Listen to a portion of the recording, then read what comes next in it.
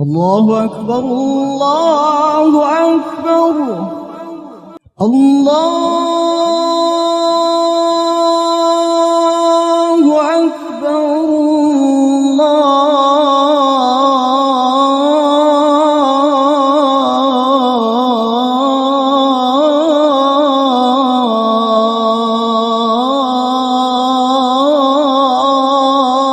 الله أكبر.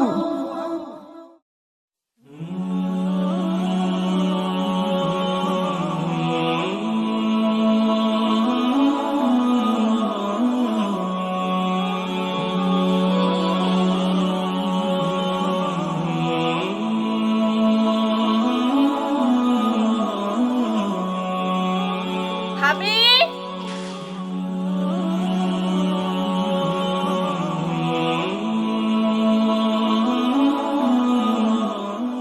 ভাবি এই যে আমি আপনার জন্য বড়দের একটা কাঁঠাল নিয়েছি। গো এত বড় কাঁঠাল! ধরেন ধরেন ধরেন।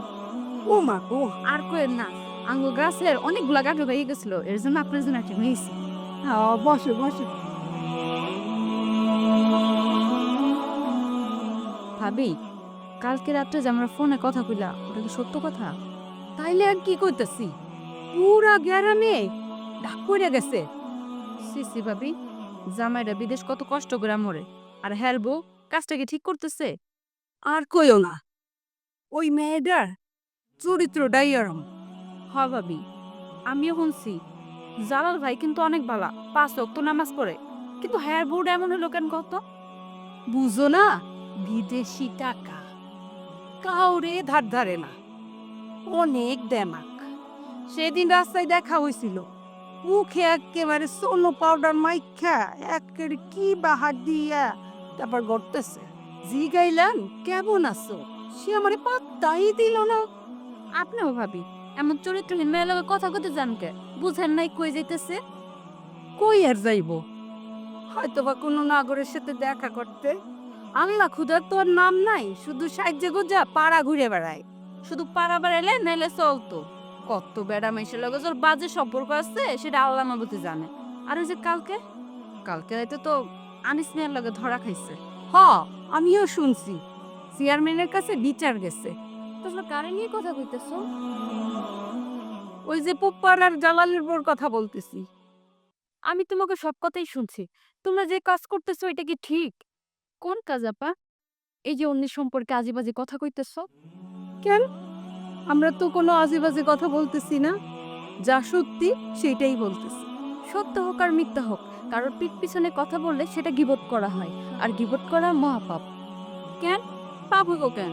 কেউ খারাপ কাজ করবো আর আমরা কইলেই দোষ? না, বলতে পারবো না, ইসলামে এটা নিষেধ আছে। কেউ খারাপ কিছু করলে তার পিঠ পেছনে কিছু বললে সেটাকে গীবত করা হয়। আর তোমরা জানো না গীবত করা আর মৃত ভাইয়ের গোশত খাওয়া সমান কথা? বুঝলাম না আপা, একটু বুঝায় কত। শোনো, আল্লাহ পাক সূরা হুজরাতের 12 নম্বর আয়াতে বলেছেন, তোমাদের কেউ যেন কারো গীবত না করে। তোমাদের কেউ কি আছে যে সে তার মৃত ভাইয়ের গোশত ভক্ষণ করুক? তোমরা তো এটাকে ঘৃণা করে থাকো, তাহলে বুঝো গীবত করা কত বড় পাপ। কও কি, আমরা তো না জেনে শুনে অনেক পাপ কামাইতেছি। আরো শোনো, গীবতকারীর শাস্তি আখিরাতে আরো ভয়ানক। রাসূল করিম সাল্লাল্লাহু আলাইহি ওয়াসাল্লাম বলেছেন, আমি মিরাজকালে এমন কিছু লোকের সামনে দিয়ে যাচ্ছিলাম, তাদের নখগুলো ছিল পিতলের। এরা তা দিয়ে তাদের মুখমণ্ডল ও বক্ষগুলো ছিঁড়ছিল। আমি জিজ্ঞাসা করলাম, জিব্রাইল, এরা কারা? তিনি উত্তর দিলেন, এরা তারাই যারা মৃত মানুষের গোশত খেত, অর্থাৎ যারা গীবত করত। আস্তাগফিরুল্লাহ, আমরা না জেনে না শুইনা জালালের বউর নামে অনেক গীবত গেছি না? আমরা ভুল করে ফেলেছি। তোমরা যদি তোমাদের ভুলগুলো বুঝতে পারো, তাহলে আল্লাহর দরবারে তোমরা ক্ষমা চাও, তোমরা তওবা করো। নিশ্চয়ই আল্লাহ তোমাদের মাফ করবো। আল্লাহ তো অশেষ দয়াবান ও তওবা কবুলকারী। হ হ, আজকেই আমরা তবা করব, আজ জীবনেও কারণ নামে গীবত করব না। আল্লাহ তোমাদের মাফ করুক। আমি যাই, আমার আবার মাদ্রাসায় যাইতে হবে। আসি, আসসালামু আলাইকুম। যাও, সাবধানে যাও।